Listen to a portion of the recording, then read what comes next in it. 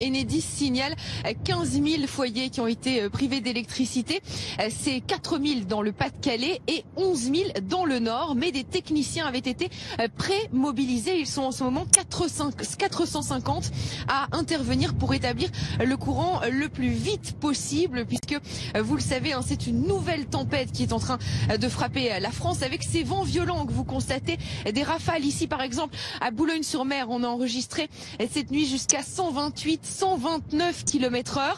Là, ça s'est un petit peu calmé, mais le vent est tout de même extrêmement puissant. Le département qui est placé en vigilance orange également pour un phénomène de vague submersion, puisque tout à l'heure, à la mi-journée, aux alentours de midi, eh bien, on va dépasser 100 pour le coefficient de marée, donc qui se conjugue à cette tempête. Et c'est là qu'il faudra être extrêmement vigilant, éviter évidemment de circuler, par exemple ici, le long du littoral, limiter ses déplacements, c'est ce que rappelle la préfecture.